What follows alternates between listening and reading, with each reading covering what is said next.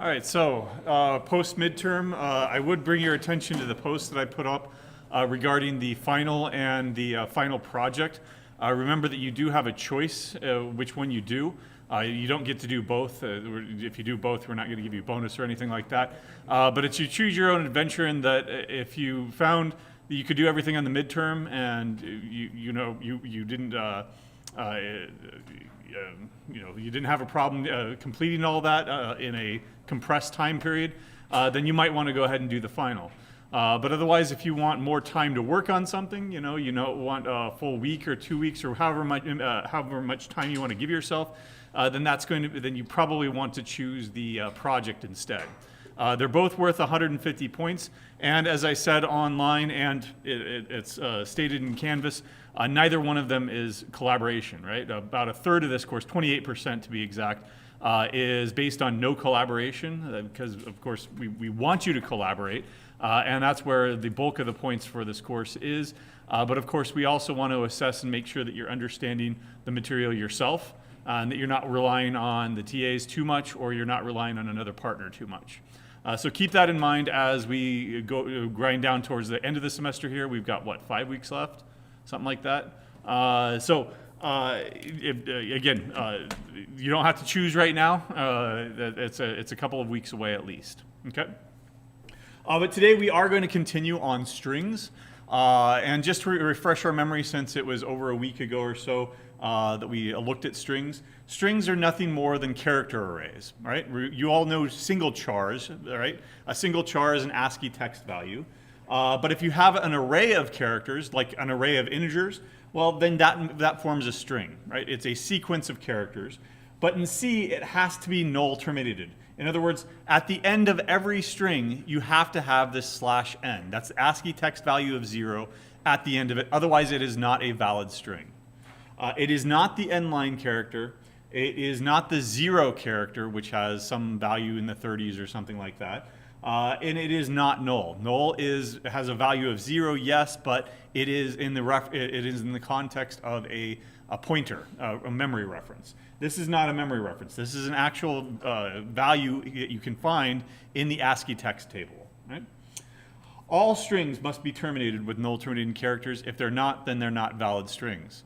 You cannot expect any of the library functions to work properly if they are not validly terminated. Right? We went through various ways of creating strings. Just take all of your knowledge so far of arrays and make sure that you're adding one to accommodate that null terminating character, and now you know what you're doing with strings. Right? String assignments won't work, just like you can't reassign an entire array of strings. You can't reassign primes to evens or something like that. Instead, you need to use strcpy, short for string copy. It copies a source into a destination. Okay? It is your responsibility to ensure that that destination is big enough to hold the entire source plus the null terminating character, which means that you might need to call malloc to create a dynamic string. Okay? You also have a byte-limited version, strncpy, that we use to basically get substrings.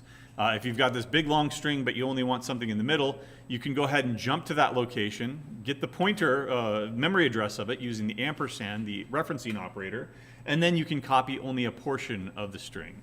Okay? Be careful, because you may need to null terminate it yourself, right? If it doesn't see that null terminating character in the first n bytes, however many it copies, then you need to make sure that you copy it over yourself. We also have an strlen, which is short for string length function, that will tell you exactly how many characters are in there, not including the null terminating character. Right? And we use that to come up with a deep string copy function that we implemented last time. What I want to do now is expound on that and cover a few more functions. Of course, we're not going to cover all the functions in the string library. RTM, read the manual yourself for that. But we are going to go ahead and cover a few of the more important ones. For example, concatenation. Concatenation is the operation of combining two strings together. Right? You append one string to the end of the other string. There, is that going? Yeah, good. There we go. C does not have a concatenation operator. So some of you know some other programming languages, for example, like Java. If I've got a string and a string, how do I concatenate these two things together in Java? Does anybody know? Is it plus? It's the plus operator. Many languages allow you to use the plus operator. Other languages don't use the plus operator. PHP and Perl, do you know what they are? What? All right, so how did you do string concatenation there? With a, oh, okay, it's a period operator. You just had a string, and then you put a period in between them, right? And that's how you can concatenate in Perl and PHP. Python, I also believe it's a plus, but don't quote me on that. Right? All right, C does not have a string concatenation operator. Instead, you use a function. The function that you do use here is strcat, right? Let me go ahead and get rid of this tokenization for a second here and put it somewhere else. There. So just so that it's not being printed on the notes up here. There we go. Focus on what we're doing at the time. strcat is short for string concatenation, right? And it has a signature very similar to strcmp or CPY, where you're copying. You have a source and a destination, which I've abbreviated here, and it's basically going to take the source and concatenate it onto the end of destination, right? It takes the contents of the source string and appends it to the end of the destination string. Right? Again, it is your responsibility to ensure that dest is big enough to hold src, right? Dest hold the entire string, I should say, the entire string. Right? It is your responsibility to ensure that source is a valid null terminated string. Actually, both of them, both source and destination, have to be validly null terminated, because it's going to go to the end of that destination string. Oh, there's the null terminating character. There's where I start appending. And then it appends, and it does include the null terminating character for you. If it will take care of the null terminator for you. So you don't need to worry about that, at least. Right? There's also a byte limited version, strncat, where you can only concatenate n bytes. But of course, it does not necessarily take care of the null terminating character for you. All right, so let's take look at a couple of examples here. First of all, I'm going to go ahead and just create a static string big enough to hold whatever I'm going to want. Char, I don't know, message, right? And I'll make it 1,000, right? 1,000 is not that big, because 1,000 times 4, or 1,000 times 1 byte, that's 4,000 bytes. That's less than 4K, right? You're not going to have a stack smashing event in that case. 4K is not that big, especially with respect to modern stacks. Now, if this were an embedded system, I would be very, very careful about allocating 1,000 bytes on the stack, right? But anyway, this is a quick and dirty demonstration anyway. What's in that message right now? If I were to print this out, what would it be? PrintF message is equal to %s and the line message. Right? GCC demo. What's going to be in there? It could be anything. Likely it's going to be nothing, and it's null terminated. Oh, there, nice. It's not null terminated. What is it? Anything, literally anything there. What is that? It's garbage, big question marks, right? It's probably trying to interpret that as some sort of Unicode characters, because they're not ASCII bytes. So whatever the heck that thing is, right? All right, so let's go ahead and make sure that there's something valid in there. Right? How could I make that message valid without using anything in the string library? I could make it into an empty string by setting the first byte to the null terminating byte. Right? And now at least it won't print out that weird garbage. Right? The message is an empty string. Okay? But I don't want to do just that. I want to actually copy something into it. So let's go ahead and create a message here. Let's see, strcpy into message. And I'm just going to go in hello world, right? Except that I'm not going to do the entire thing. Hello, right? There we go. Now that I've got hello in there, how do I add on to the end of it world? Right? If I just did strcpy into message, space world, exclamation point, right? What's that going to result in? Just world. Why? Because I've overwritten, well, space world, because I've overwritten the original bytes that I put in there. That's not what I want. What I want is these two strings together. So instead of using strcpy, what should I use? strcat. Right? And when I've done that, I've got the entire message here. Hello world. Right? What about a byte limited version? Let's go ahead and go into char short message. And I'll go ahead and make that up to 100 or whatever. And I will go ahead and short message sub 0 is equal to the end line character, or the null terminating character, excuse me. And then let's go ahead and only copy the first hello world without, say, 1, 2, 3 exclamation points with just one exclamation point. In other words, I want to copy this part, right? Hello world. So that's 5, 6, 7, 8, 9, 10, 11, 12 characters here. I will go ahead and copy strcpy into short message, message, but only 12 characters. Right? Byte limited version. I'm only going to copy hello world exclamation point. Now when I print that short message out, short message, is that going to work? Let's find out.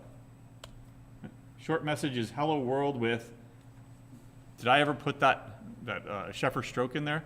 That vertical pipe, that vertical line? No, what happened? Null terminating character, did I take care of it? Do you see a null terminating character in the first 12 bytes of this string right here? 1, 2, again, I'm highlighting from H. 1, 2, 3, 4, 5, 6, 7, 8, 9, 10, 11, 12. Do you see a null terminating character there? Nope. So what do we have to do? We have to add it back in. It was a valid string before, but now by overriding that null terminating character, it's no longer a valid string, and so you have to restore that. And it should be at 12. Why? Because 0 through 11 are the hello world exclamation point, and then the index 12 is where I want to null terminate it. And when this compiles and runs, now we've solved all of those problems. I can now go ahead and concatenate onto it, say str and cat onto short message, those additional exclamation points, as many as you want. Right? And, I guess just 2 of those 4, right? And then again, you'll need to take care of the null terminating character for you. And so it's going to be 2 more. There we go. And I'll now have 3 exclamation points instead. Right? Just a toy example to show you how to use this stuff. Right? Now, of course, when you go to your labs and hacks, you'll want to, of course, you'll have actual problems to solve instead of these toy problems, but you can adapt them pretty easily. Okay? We already did substrings, so let's talk about other nice convenience methods here, or convenience functions, I should say, since it's C. All right, there's another library called the C-type library. The ctype.h library provides many other useful functions for single characters. Sometimes people like to cover this library very early on when you deal with single characters. It's not that useful with single characters. You usually use it in conjunction with strings, but there's things like isAlpha, right, of char C, and it returns true if C, the character C, is an alphanumeric character. An alphanumeric character would be 0 through 9, A through Z lowercase, or A through Z uppercase. Right? And of course, you could negate that to say that it's not an alpha character. There's one for is space, char C. Now this is not just space characters, but it returns true for all white space characters. For example, what's white space? Well, space, right? What else is white space though? Tabs, right? And endline characters. And then also the literal space character, right? Is upper, right, of C, or is lower of C, right? What do you think that those return? They'll return true or false if C is an uppercase letter or lowercase letter, right? Those are two different functions. Now, what happens with punctuation, right? If it's an exclamation point, is that either one? It's not an uppercase letter, it's not a lowercase letter, so both of those would return true, false. To upper, tupper, and to lower, right, return the upper or lower case version of C. Right? Returns C itself if it is not a letter character. Right? Is digit is another one. Is digit C. Right? Is true for 0 through 9 character, right, as characters. So you could use all of these in conjunction with another function operating on strings in order to get what you want. For example, and I forget what we assign, but let's just go ahead and do a really quick example here. Let's go ahead and char message MSG, right?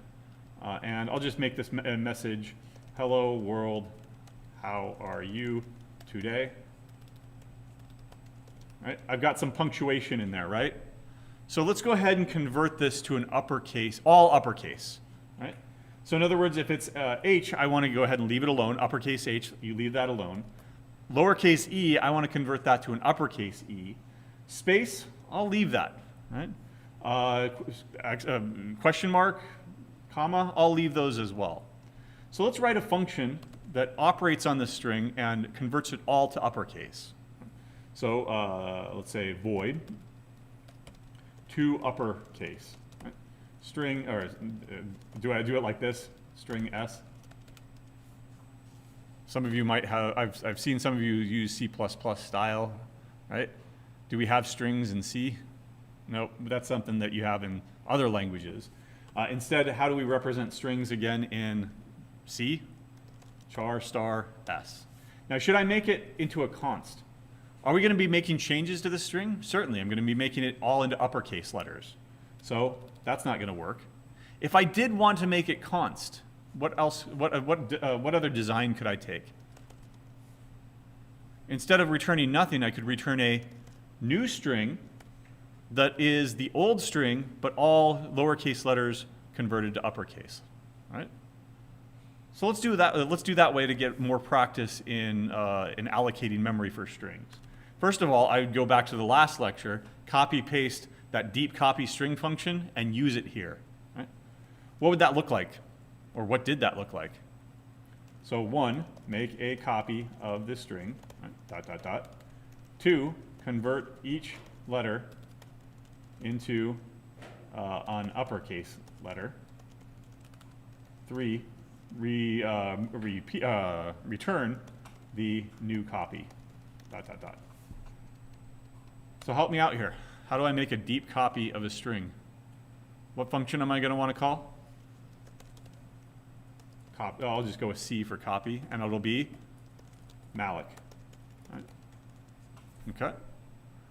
How many bytes do I want?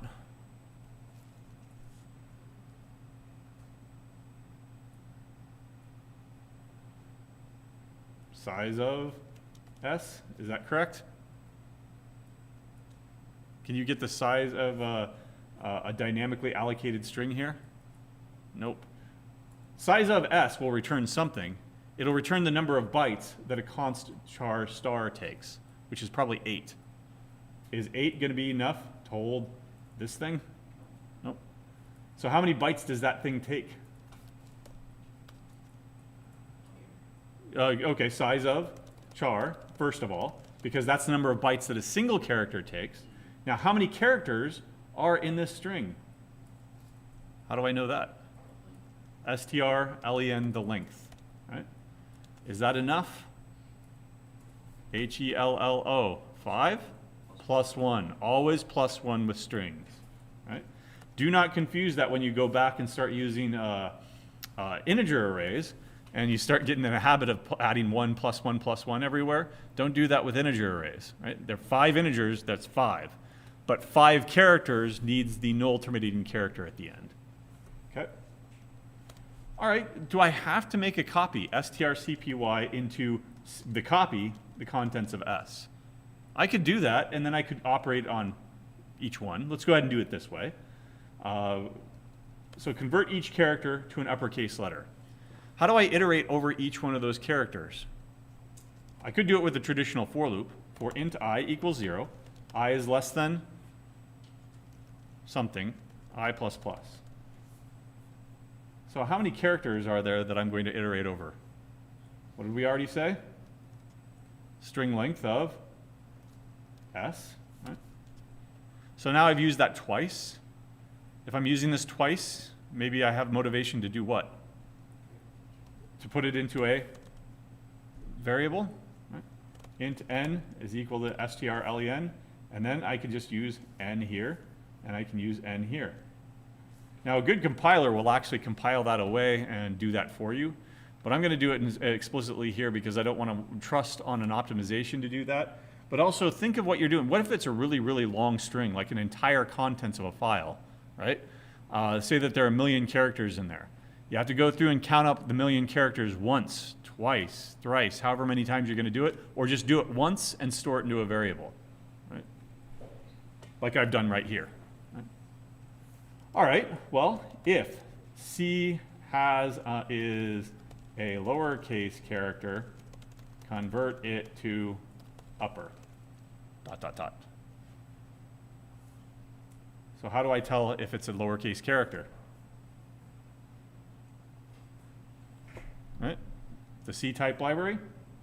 So if C is a lowercase character, then convert to an uppercase. So in other words, C sub I is equal to, how did we convert that to uppercase? Tupper, right? To upper C sub I. There you go. And by the way, would this work?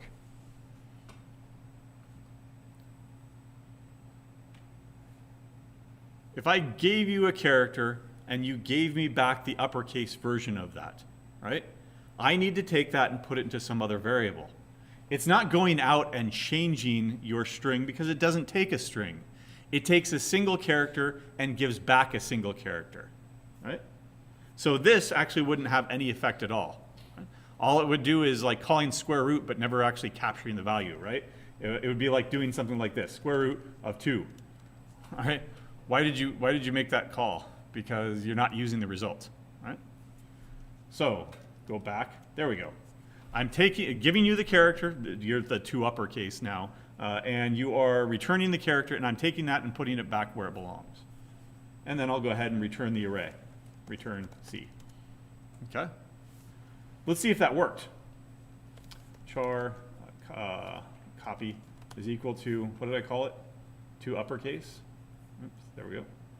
Of MSG, and then printf, copy is equal to %s and the line, copy. In fact, I'm going to do the same thing for the message too. Should we expect that message has been changed? No, because the original one is not changed, right? Oops, what did I do? 2 lower, oops, 2 lower is lower, sorry. C sub I. You didn't call me out on that. There we go. Implicit, and then what else do I need to do if I'm going to use a library? I need to include the C-type library. C-type.c, H, excuse me. I don't think it stands for the programming language C. I think it stands for character type because it's the character type library. Right. Let's run this and see if it worked. There. Hello world, how are you today? All the lowercase letters have been converted to uppercase letters. Now, did we need to do all that work? Let's improve this a little bit. Right? It went over, it copied all of this, it created a new string, it copied it over, and then iterated it over again to copy all the characters. So in other words, I was going over this string twice, once to copy it and once to change everything. How could we avoid that? Copy as we go. How could we avoid this call? Does it matter if it's lowercase or not? Uppercase H, if we call to upper, then it'll still be uppercase H. Comma, space, question mark, we'll get those back, right? Those are the uppercase versions of themselves. So we don't even need this check right here. Convert it to an uppercase. Bring that out, bring that out. But now, of course, I need to make sure that I am using the original string, S. Right? There we go. Okay. I did not change any of the functionality here, but likely it is only going over the string once now instead of twice. Right? So if this is a very, very large string, like you were operating on some sort of a DNA string that was billions of characters long, right? Now instead of 2 billion operations, I've cut it down to 1 billion operations. Right? How could we cut it even further? Or not necessarily cut it even further, but do we need this for loop? What if we were to write a while loop here instead? What would it look like? I'll start my I at 0, while S sub I is not equal to, how do I know that I'm at the end? Null terminating character. While it's not equal to the null terminating character, convert that, convert that, convert that. When you hit the null terminating character, however, what do you need to do? At this point, is C valid, this character right here, this copy, is that validly null terminated yet? H-E-L-L-O. Convert H-E-L-L-O. Break out of the loop. What did I not do at the end? I did not take care of that null terminating character. So C sub I is equal to the null terminating character. Why am I still able to use I? And in fact, I need to fix it here. What's going to happen here? Okay, let's find out. Error. Oops. I think you're missing your start. Thank you. There we go. There we go. All right. So now when I run this, what's going to happen? Infinite loop. Why? With a while loop, what do you need to take care of? The three things that are part of a loop, the initialization, the continuation, and the increment, those are all on different lines. Initialization here, continuation right here, but did I take care of the increment? Nope. I++. Kill that, recompile, and it should work now. There we go. By the way, is there a compiler sophisticated enough to make sure that you won't get into an infinite loop? Probably not. Right? It's not going to warn you about things like that. Right? In fact, there's a result from computability theory. The halting problem is an undecidable problem. That there is no compiler, basically, that will be able to detect whether or not a program would get into an infinite loop or not. Right? You can prove that there's no such program. Okay. I++. All right. Any other improvements that we want to make? No? Okay. I don't know. How about another one? How about we create a function here to remove white space? Right. So we'll do this again with our message and take out all of those spaces, take out all of those tabs if there are any, take out any of those end-line characters. So remove white space. What would that look like? I'll just go ahead and go with a regular old string here for now. And void. And then down here, I'll go ahead and call it, remove white space on the copy, and then print them both again. Okay? Obviously, it's not doing anything right now, so we need to actually do something with it. Ideas? Well, let's look at this one example here. Should I do anything with that H?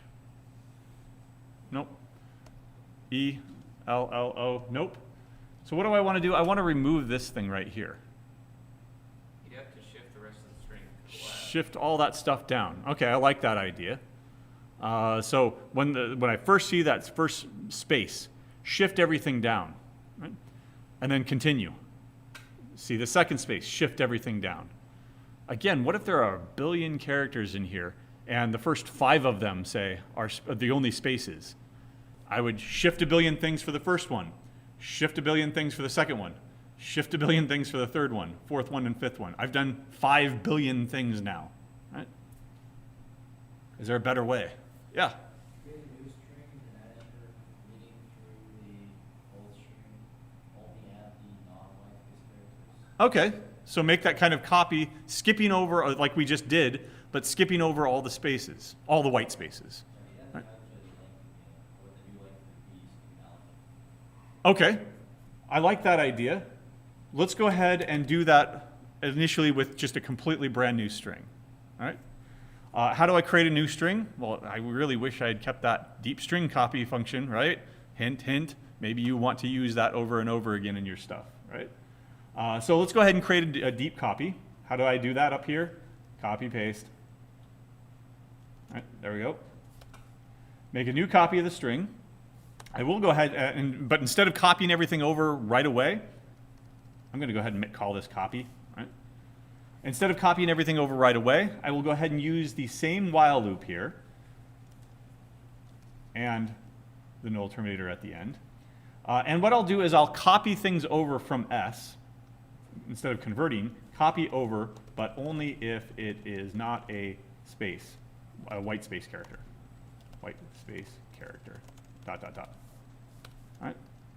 So here I will have an if condition.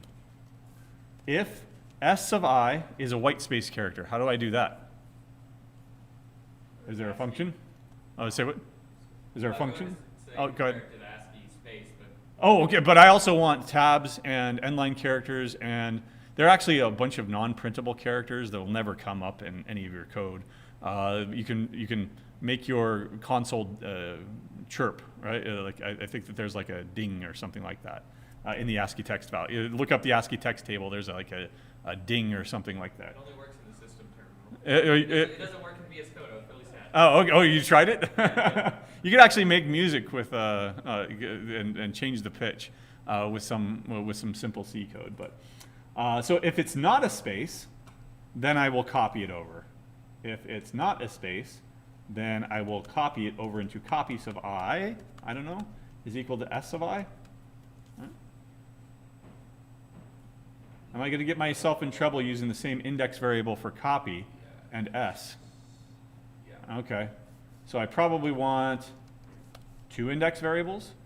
I will be for S, and J will be for the copy.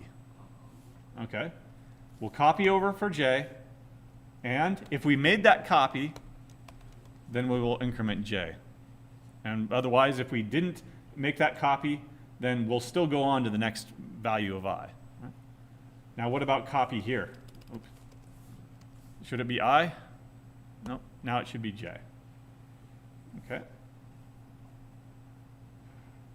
But now what do I do with that copy?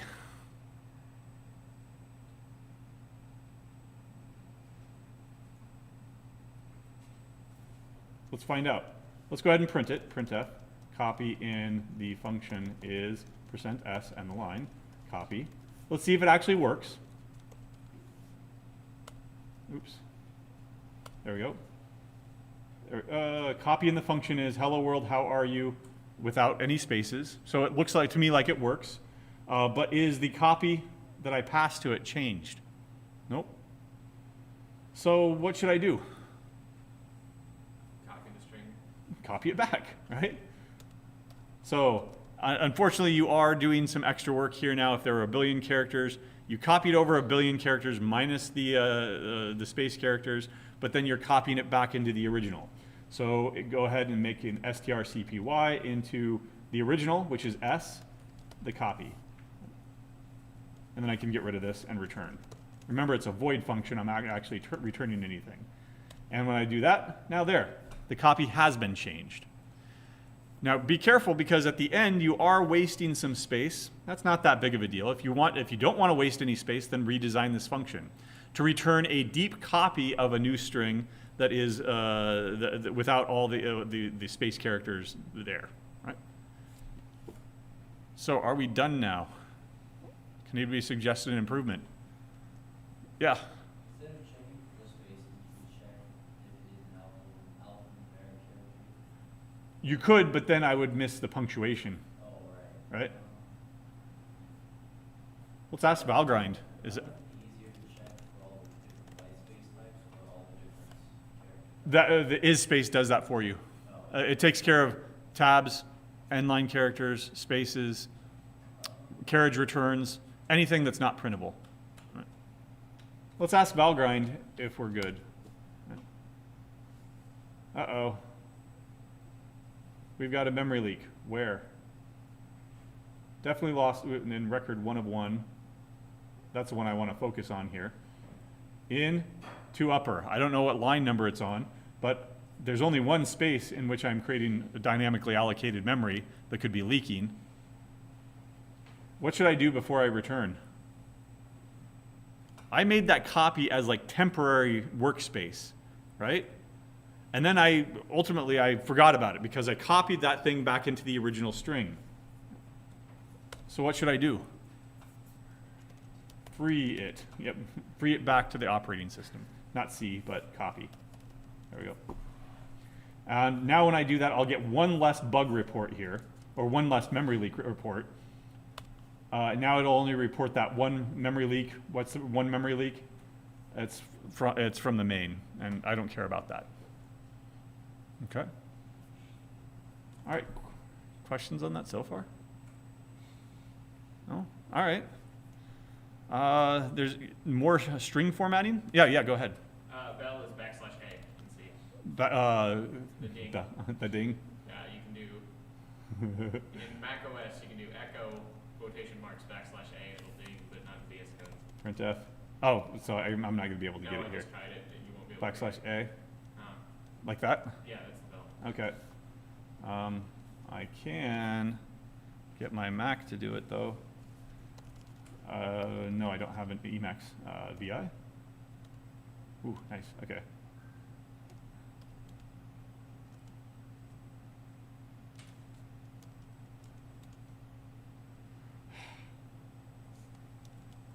Quit. All right. Touch test.c. VI test.c. There we go. All right, so more test. Okay, there it is, GCC test.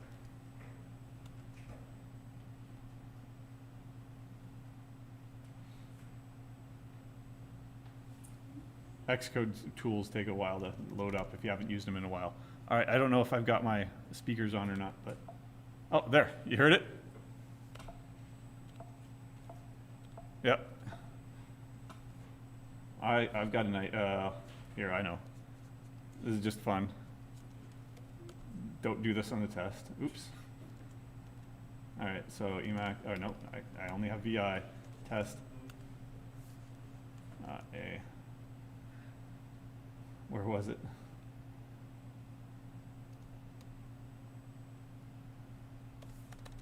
Or while one. What am I going to do there? It's an infinite loop.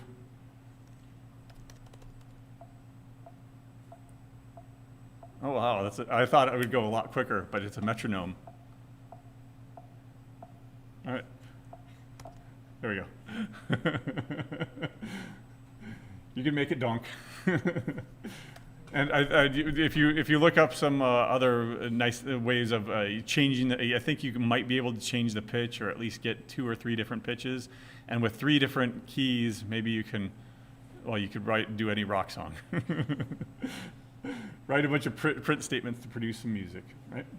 Some cool C music, right? Or not. Get your homework done first. All right, so what about string formatting? Well, you're all very familiar now with PrintF and all of the formatting and stuff that comes along with it. we can actually print to a string using SprintF. Right? It will format a result into a string instead. Right? So for example, let's come back over here. And I'll go ahead, you know what? If you want this as an example, I'll go ahead and make sure that you've got this in the notes here. There you go. All right, you can check that out later. Otherwise, let me go ahead and get rid of it so that I have a nice clean palette to work on. Come on, there we go. So I'll go ahead and go with a message, or actually I'll call it what it is. It's a buffer. Right? So tell me, what is a buffer? So when you go to a YouTube video or something, right? You have the play, right? And it shows you that, you know, as you play, the marker goes forward and forward and forward. But what do you have in front of that? It doesn't load the entire, you don't have to load the entire video in order to start watching it. What does it do? It buffers, or it says buffering, right? If you run out of video downloaded, then it says you'll have to wait for a second because it's buffering, right? And that means that it's looking ahead a little bit. It's storing a little bit of temporary information ahead as you consume it, and then it'll store more into the buffer. It's basically a line or a queue.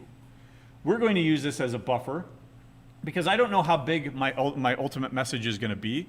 I just want to go ahead and format it, and then I'll worry about that later. So what I mean by that is, let's go ahead and have an integer here. Integer x is equal to 42. I don't know, double pi is equal to 3.14159, right? And another message here, char name, say, is equal to my last name, right? Now, if I were to just print all of this information to the standard output, it would look something like this with printf. Hello, and then your name, right? The answer is %d for 42 with pi equal to %f. Right? And the line. There we go. Now if I, oops, what's wrong? Pi is a double. Oh, sorry, I didn't get all those. So name, x, and pi. There we go. If I were just to, come on, what's wrong? %s, excuse me. I'm glad that I'm compiling with all these warnings. Otherwise, it would look bad. All right, so now what would happen if I go ahead and run this? It's just going to print it to the standard output. Hello, Burke. The answer is 42 with pi equal to 6 decimal places of accuracy. All right? What if instead I wanted to print it to a string, this buffer string up here? The only difference is instead of printf, SprintF. What do you think the S stands for? String. You're printing to a string. And then, of course, you need to specify what string you want it printed to. By providing buffer as the first argument here, then it'll be stored in a string, properly null terminated, and then you can do whatever you want with that string. I'll go ahead and print it out again just to show you that it actually works. Right? And the string that I want to print is buffer. Right? There. Right? If that's what's stored in the string now. There's a question or not? No? Oh, I was just going to ask if it like inserted all of your variables. But It'll take care of all that for you, but of course, it's on you to make sure that that buffer is big enough. What's going to happen here? 612? Maybe. Oh, wow. It knows. It knows that it's not big enough. Right? But those are just warnings. The warning, warning, warning. Go ahead and do it if you want to, and find out that you get a stack smashing event, right? Because it's a static string that was allocated on the stack, right? So just make sure that it's big enough. And that's why we call it a buffer. Just make it big enough, format it, and then if you need to, then copy it over to a dynamically allocated string that is exactly the length that you want or need. Okay? That's SprintF. I'll go ahead and make sure that you have that in the notes too. I believe that that's in the standard input-output library, but I'm not sure. Don't quote me on that. Finally, the last thing that we're going to do, well, no, let's do this one first, and string comparisons. So how do I compare strings? Right? This is part of processing. You cannot ever use the equals equals operator to compare strings. Right? Never, ever, ever. It ends up comparing memory addresses. Not the contents of the strings. Right? So if you want to find out, are these two things the same thing in memory, then fine, go ahead and use equals, equals, or not equals. But you cannot rely on that for the contents. What I mean by that is, let's go ahead and create two strings here. Char A is equal to apple, uppercase A. Char B is equal to apple, right? Those are the same strings, right?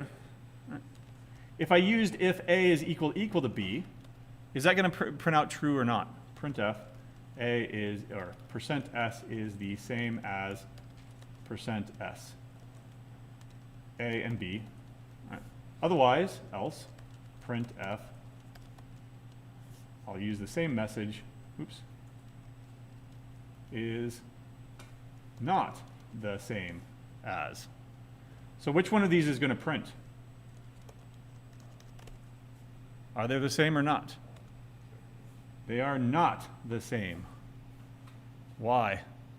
Because they're completely different memory locations.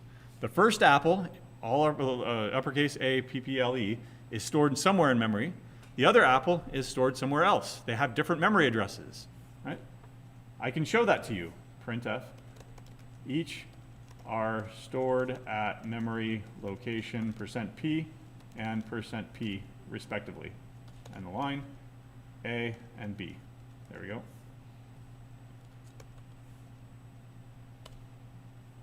One's stored at this memory location 52822C, and this one's at 528232, right?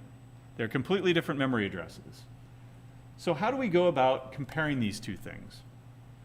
There is a string library function called strcmp. What do you think that stands for? You use the function strcmp. CMP is short for, well, str is short for string. CMP is short for? Comparison, exactly, right? It takes two arguments, A and B, which are both const char stars, right? Strings. And it's not going to make changes to them because it's const char star, right? And it returns an integer, right? 0 if they are equal. Actually, let me go in a different order here. It returns something negative if A comes before B. It returns 0 if they are equal. And it returns something positive if A comes after B. In other words, B comes before A. Right? So now think about this with respect to the number line, right? Negatives, 0, and positives. Now think about A and B on those number lines, right? A comes before B. They're in order, so something negative, right? They're out of order, so something positive. You can think of that in terms of the difference. If I had, say, -10 and 10, right? What's their difference? -10 minus 10 is? Are they, well, first of all, are they in order?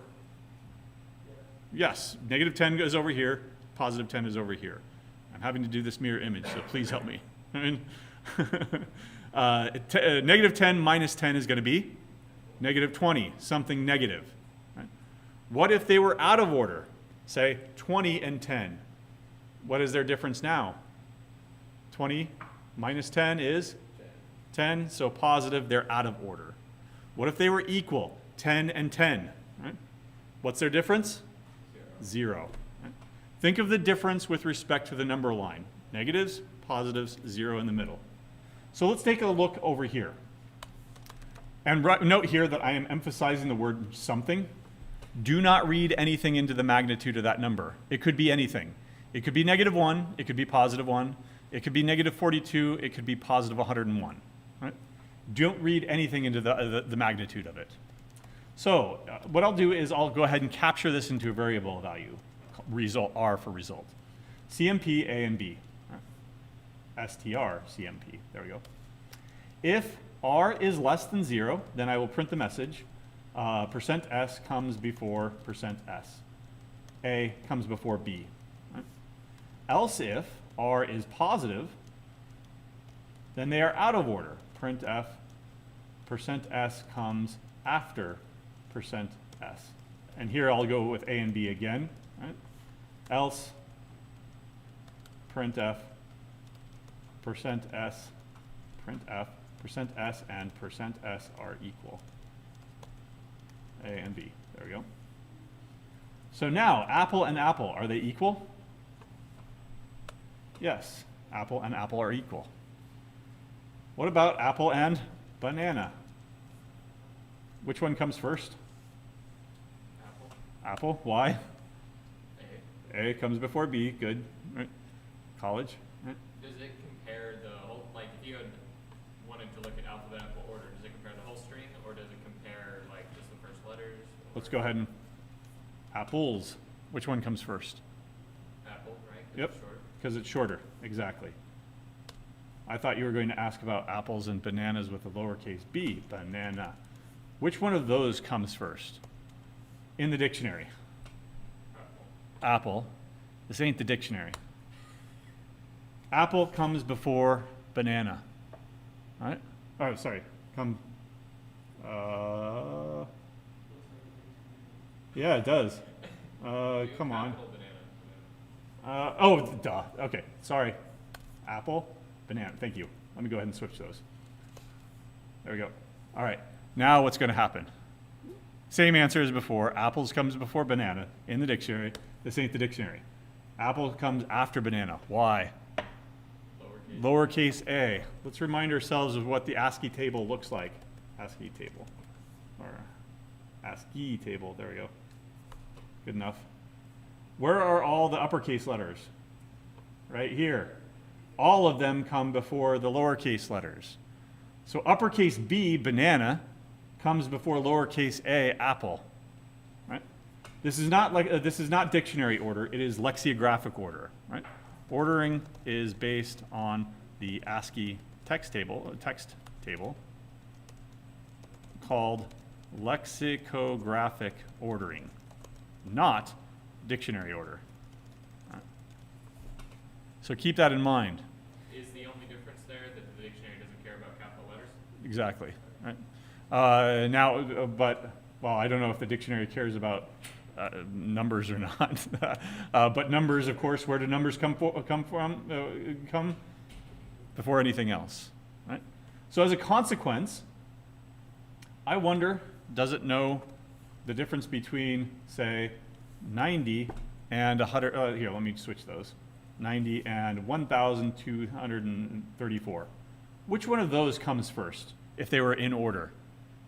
90. 90. But is that lexicographic ordering? Nope.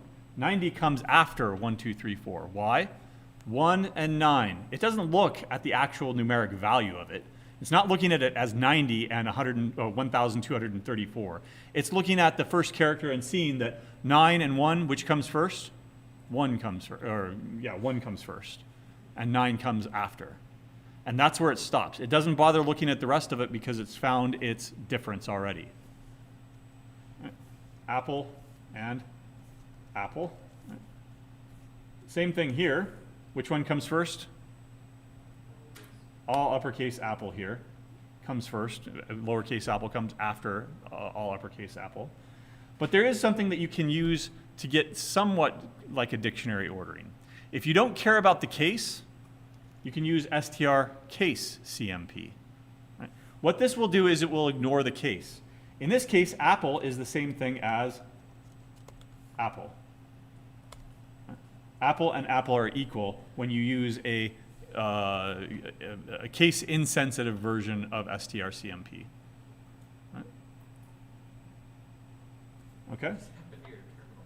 Say what? What just happened to your terminal? Oh, I don't know. There we go.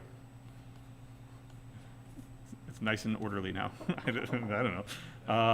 You can use str case CMP to ignore casing, right, in your comparison.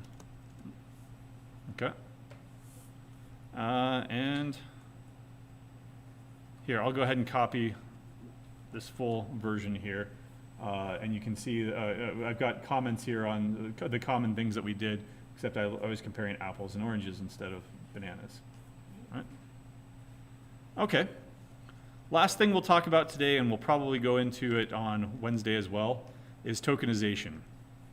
Now, I gave a preview of this a week ago or so, where you've got CSV data, comma-separated value data. Right? And it's a very common format for EDI, which is electronic data interchange.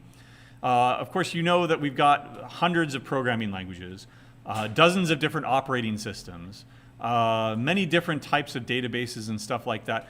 We need a way for one computer to speak to another computer that is on completely different technology. One's on a Windows system running Python and a MySQL database. One's on a Linux system running C and talking to a Postgres database, right? A completely different technology stack. We need a way for data to be exchanged between these two different systems. In other words, we need a way to exchange data that is a universal format. One of those universal formats is CSV, or comma-separated value files here. Right? Another data interchange is going to be JSON. Does anybody know what JSON stands for? Yeah. JSON. JavaScript object notation, right? Because it's N, right? It's kind of old, but let me go ahead and show you what it looks like here. I'm taking that exact same data from before, converting it, and what does it look like? Well, this is an array. A square bracket here is an array, and each one of these opening and closing curly brackets denotes an object. In this case, it's going to have each one of these as a key value pair. The first name, colon, and then my first name, last, colon, whatever. Those correspond to the headers up here. Right? So it's a key value pair representation. Each one is delimited by a comma, right? And each record is delimited by a comma. And you've got opening and closing curly brackets, opening and closing square brackets everywhere. Another alternative, which is a little bit more verbose, is XML to XML. Right? So what does that stand for? Anybody? Extensible markup language, right? So here's what it looks like. And I'll go ahead and call it persons, and each row is going to be a person. There we go. And that's what the same data looks like, but as XML formatting. Instead of a key value pair, each value, it has what these are called tags, an opening tag and a closing tag. All right? So my first name here, it's semantically declared that this is a tag that has a meaning. Here's the value of that meaning. Here is the end of the value. Right? So it's a little bit more verbose, but it's basically another data interchange format. Right? We're going to keep it simple and work with CSV data here. Right? If you were going to use JSON, if you were going to use XML, guess what? In fact, even if you were going to use CSV data, bring in a library, right? Because it is actually very, very difficult to get these things right. There are lots of additional rules about how things can be formatted in these. Okay? So ultimately, if you're doing this in practice, bring in a library to do it. Right? But what I'm going to do is I'm going to process this stuff with just plain old vanilla C. Right? When we say vanilla something, that means without a library, so whatever's built into the language itself. You knew JavaScript object notation, so what's the difference? What is vanilla JavaScript? Yeah, exactly. When you're using just regular old JavaScript, you say React, jQuery, or some other third-party library, right? You're not using a framework, you're not using a library, you're just using the plain old language. So let's go ahead and process this stuff with plain old vanilla C here. I'm going to go ahead and just process one record at a time here. So to start out with here, let's go ahead and just call this data. And there's my CSV data. Right? I've got tokens in there. The first token is my first name, comma. The second token is my last name, comma, comma, comma for each one of these tokens. I want to break these tokens up. That's called tokenization. I want to process the first token, the second token, the third token, the fourth token, etc. To do that, I use a function. Oops, let's just go over here. All right. you can tokenize a string based on any delimiter using str toke. Right? What do you think toke stands for? Tokenization, right? And it has a very specific usage. You provide it with two arguments. The string you want to tokenize, and the delimiter you want to tokenize on. So, because it's CSV data, my delimiter is going to be a comma. If there's alternatives, right? There's TSV data, T for tab separated values.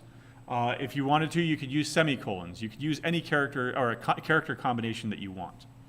Let's look it up first of all. I don't know if I have man pages on it on my str toke. I do. There we go. There it is. Let's bring that over here and look at the let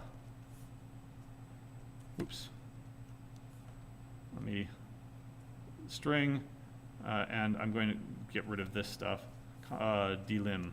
I'm going to call it delimiter there. Does that look nice there? Yeah, there we go. All right, so the first one is the string that you want to tokenize. The second one is the delimiter that you want to use. And note here that it is a full string because you can use more than one delimiter. I'm going to show you how here in a second. Right? You provide it with two arguments, the string that you want to tokenize and the delimiter that you want to tokenize on. The first call, you provide the string. Each subsequent call, you must provide null, right? So that it continues to work on the same string. Right? So in other words, this is going to suggest that we're going to go into a loop for each token, the first token, the second token, the third token, the fourth token, etc. Right? The return value can be used to determine if you are at the end of the string. When you are at the end, it returns, what can it return? Char star, right? The only thing it can return is null, right? It returns null when done, okay? So let me show you what that looks like over here, okay? First of all, I'm going to want to have a token, right? And I'm going to go ahead and call strtoke. The first thing that I provide is the string that I want to tokenize, and so that'll be data. The second is a string containing the delimiter that I want to use, and since it's CSV data, it will be a comma, okay? Each subsequent call, you can actually change the delimiter. I won't do that because we're just doing CSV data right now. But that will give me the first token. So printf, first token is %s and the line token. There we go. Now let's call it again. Token is equal to strtoke. Now because this is the second time I've called it, I want to provide it with null for the first argument because I want it to continue tokenizing on the same string. What this is going to do is it's going to give you the first token, and then it's going to get rid of this delimiter for you, this comma. If I were to call it on data again, well, guess what? Data is still pointing to that first token because it's a pointer, right? I want to say, well, continue working on the same string so I get the second token, and then the third token, and then the fourth token, etc. We'll take a look at a visualization here in a second. Right? The second argument that I provide is the same token, or the same delimiter if you want to continue on that. So token is equal to that, print it out. Second token is, call it again, third token, call it again, fourth token. There we go. Let's go ahead and see if it works. How many tokens were there, by the way? 1, 2, 3, 4, 5, 6. So I'm not getting them all, but I just want to show you that it is indeed working. Okay? Those are the first three tokens. Is it a good idea to hard code this, copy, paste, copy, paste, copy, paste? No. Let's go ahead and design a loop to do this instead. While something, I'll print out the token. It's not going to be the first token here, but token is blah, right? And then I will call token is equal to strtoke of null and comma, So when do I end?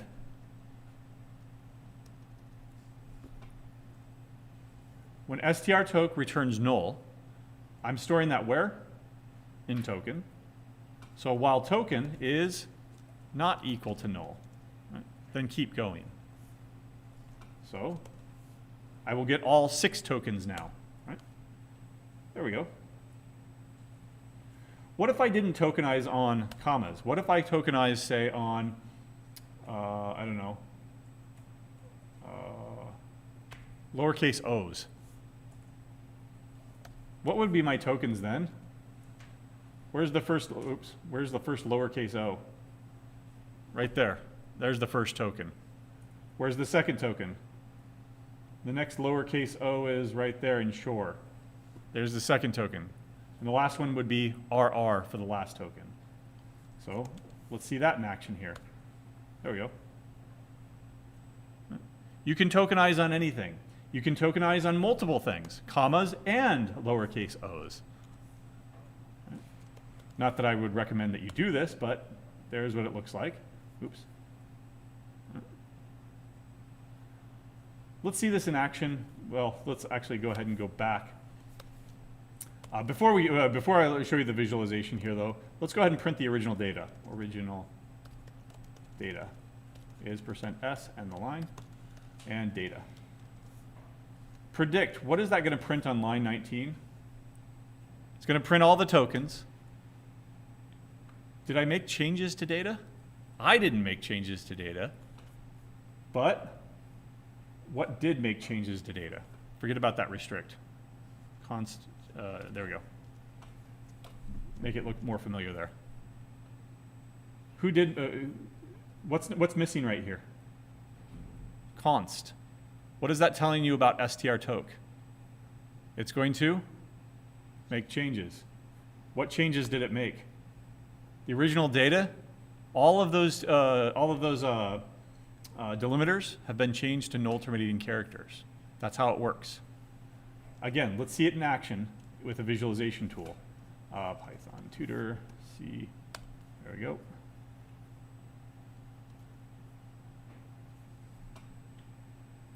Okay, fine. Really strict. Include string.h and also include the standard input output of the library and include the standard input output library. There we go. Visualize this execution. It should, yeah, now it's going through. There we go. So let's walk through this line by line. Well, first of all, there's my data, right? One big giant array. All those delimiters are right there, the commas. Right? The first time we call this, the token pointer is now pointing to Chris. But what has happened to that first comma? It's a null terminating character now. On the next, we'll print it out, and then on the next call, that token is going to be updated to my last name, Burke, and then that second, comma here is going to end up being changed. Watch. There. Now it's a null terminating character. The third time, it's going to then point to my NUID, and that one has now been changed. Right. Continue, continue, and we'll see that this one right after Omaha here is going to end up changing. Right. There we go, and now it's a null terminating character. And so what happens at the end of all this? When I finally get down out of this loop, come on, there we go. What are the contents of data now? All of those delimiters are now gone, right? So what if you wanted to retain that old data and tokenize it at the same time? What do you need to do? Make what kind of a copy? A deep copy, right? And then tokenize the deep copy, and then clean it up, right? Okay? Any questions on string tokenization? No? All right. Then what if we wanted to tokenize an entire file of these things? In other words, all of these, not just one. What do we need now? We need some sort of, well, sure, in practice do a library, but I actually want to do this in vanilla C. if all this is stored in a library instead of, not a library, if all of this is stored in a file instead of a bunch of strings that are already available to me, what do I need to do? Open up that file for processing. And that's the next module, file IO. Right? It's really simple. Open a file, process the file, close the file. Right? You're done. All right, we'll pick it up there next time.